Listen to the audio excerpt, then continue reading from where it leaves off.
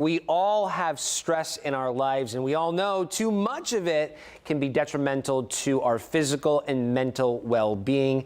Research psychologist and psychotherapist Dr. Frieda Birnbaum is here to help us find the balance, right? That balance while also reducing stress in our lives. Good morning, friend. How are you?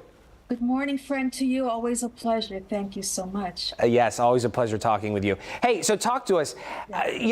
First, let's define stress. What is stress? You know, stress is something that overwhelms you. You lose your productivity, you're irritated, your cognition, emotionally you don't do well. Physically, you could be stressed out and not doing well. So there's so many factors about stress that really affects your whole life, overwhelms you completely. Mm-hmm. And then the impact that it has on you can be different as well. Yes, so we're talking about having to be able to focus. If you focus, then you're in control of what you're actually doing, because the only one that can control you is you. And then, you know, it's really contagious. How you act emotionally is contagious to the people around you. It could be negative, it could be positive. So really you have to manage the way you deal with your emotions. And I know too, somebody might ask you, hey, are you stressed? And you might want to say no because you really don't feel it. But just because you don't feel it doesn't mean you aren't stressed. Well, there are so many signs, I'll tell you, Zach, that you're not going to have to guess about it. You're going to know that when you're fatigued and you can't sleep at night and you're socially withdrawing from other people and you don't really care about being productive and you're drinking, I mean, that's a good sign. If you get drunk, and then if you're on drugs or taking drugs, you know, not prescription drugs, those are very telltale signs. Yeah. What are ways to deal with stress in healthy regards? Not alcohol, not drugs, healthy ways. No, not drugs. Forget about drugs.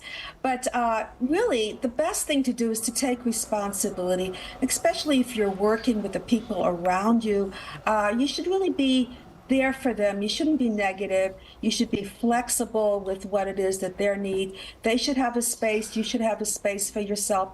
So that applies at work, at home, individually, with your partner, whoever you are with. Take responsibility and go ahead and see that that other person around you has needs, and your stress is going to go down, plummet.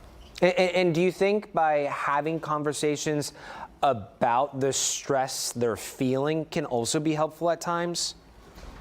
Well, when you're looking at what stress is all about, it's really about having self-awareness. So when you're aware of how you communicate with other people and the effects you have on other people, that's very helpful. And then, of course, the social management of stress. And that means, are you able to read what other people are feeling? That's very important too. So those things, to balance each other out, gives you the right feeling of where you are and what you need to do. Dr. Birnbaum, explain to us how parents or adults can communicate with children about stress and healthy ways to deal with stress among younger people, people their age. You know, we need stress management techniques for kids and teenagers, which means taking situations that could be very complicated and making them into smaller situations, and let them make their own decisions and figure out what they have to do and make solutions. And you can go ahead and you can guide them. That's the best thing to do. And then at home, why don't we have family night? That's so important. Watch a movie together, have dinner together. But the most important thing that I can tell you is, forget about perfection. You know, parents want their little angels to be perfect. It never happens.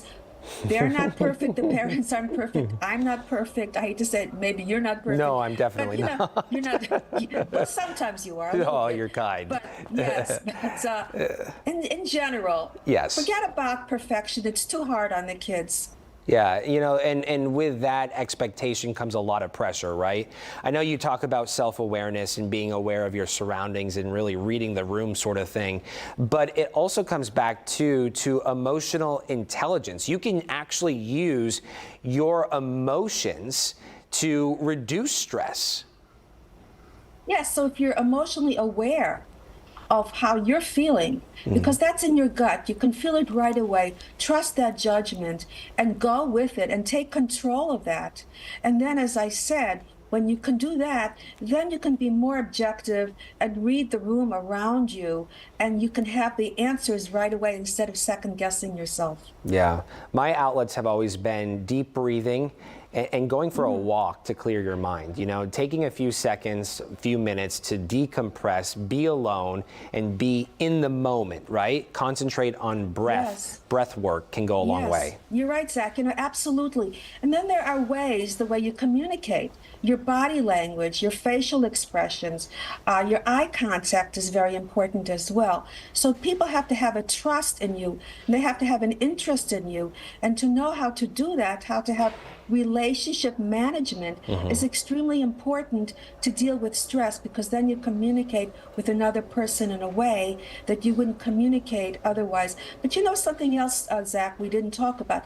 Stress can actually be very good for you because it motivates you to get up in the morning, to do the show, to remember the lines, whatever that is, you know, have plans for the future. That's so important. So stress gives you motivation, gives you that oomph to go ahead and to face the day, which otherwise could be very boring. So it's a very important stress factor.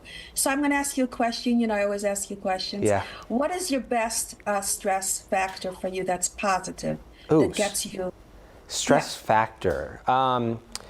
You know, I like what you're saying, and I'm picking up what you're putting down, as I always say. I do believe that a little bit of stress, or even a lot of stress, as long as you know how to manage it, is a good thing, right? It keeps you on your toes. It keeps you alert. It keeps you fresh. It keeps you on your game. And so I think, you know, recognizing when you're uncomfortable or when things are challenging can be a motivating factor. So I would say that would be my positive on this, what could be a negative topic.